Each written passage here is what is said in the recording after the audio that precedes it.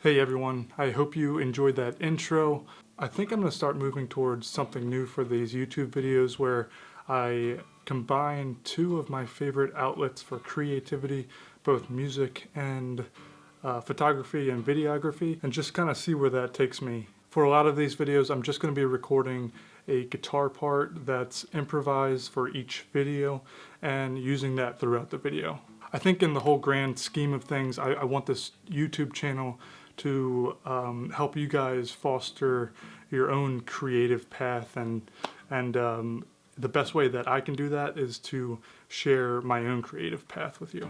So definitely let me know what you guys think about this idea in the comment section below.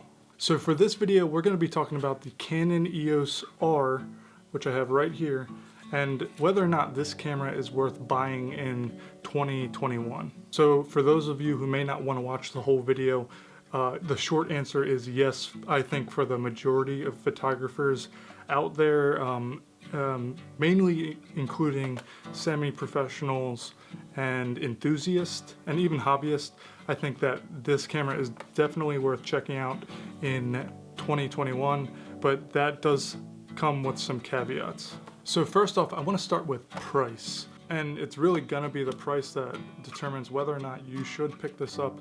So this camera new goes for $1,800, but used you can find this for, I would say it's pretty common to be able to find it for around $1,400.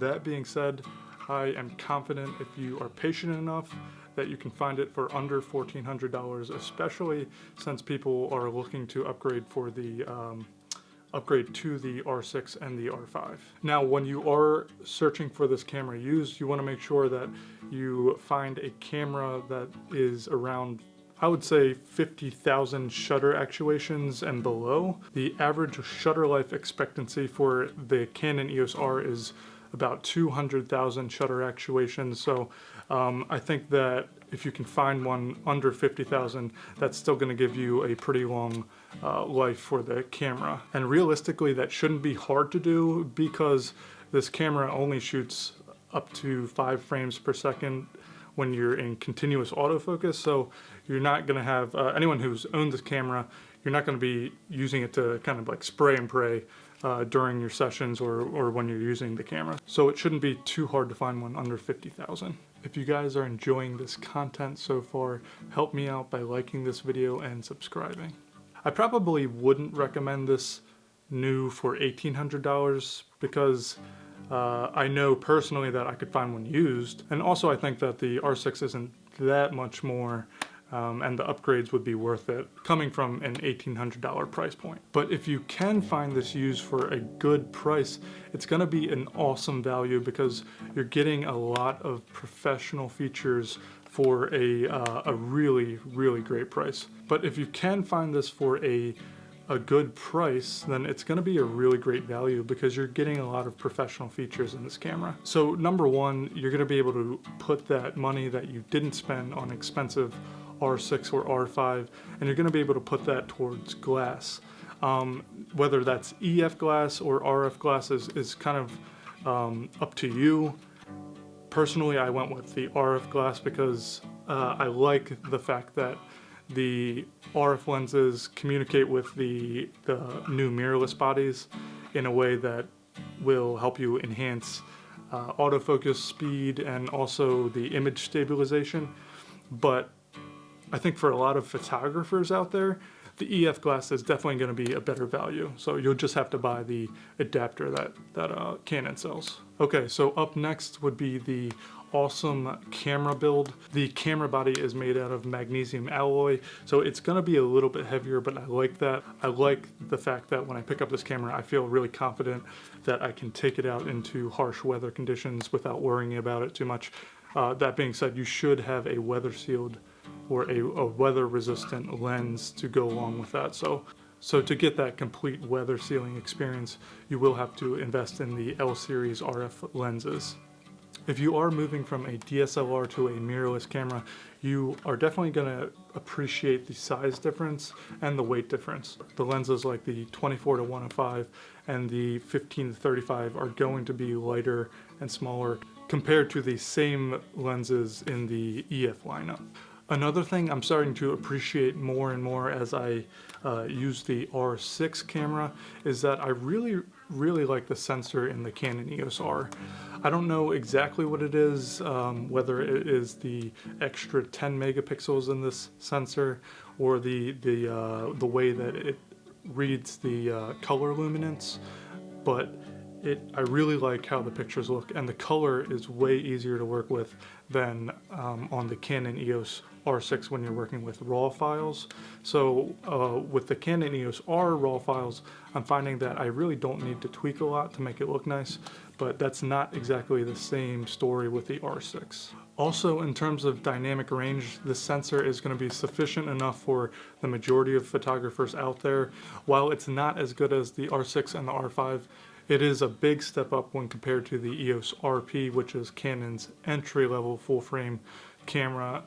So that's one of the major reasons why I would recommend trying to buy this camera used for a good price over the Canon EOS RP. And another point for people moving from a DSLR to these mirrorless cameras is that you're going to be introduced to the new mirrorless technology at a good price.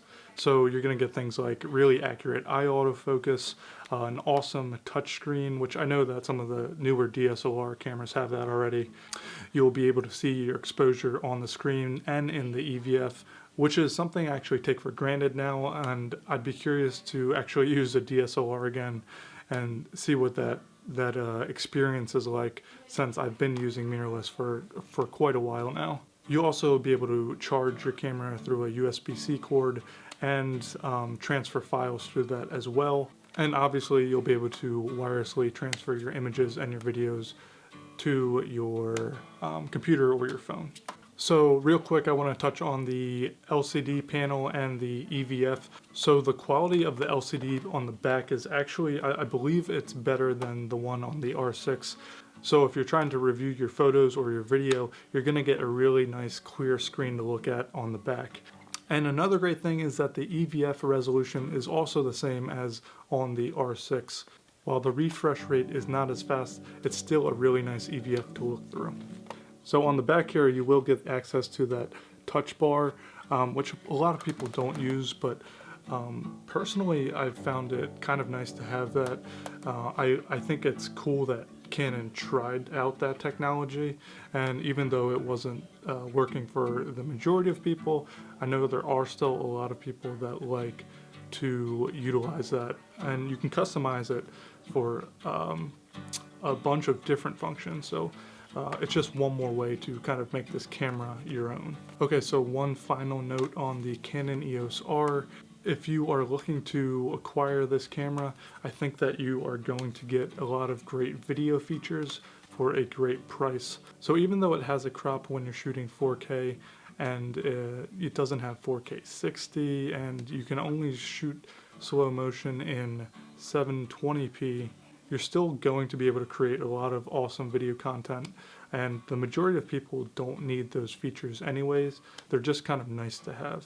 So if you're looking for a camera that you can use for photography and video, I do think that this is a great choice. Okay, I hope you guys enjoyed this video. Like I said, subscribe below to see more content like this. See ya.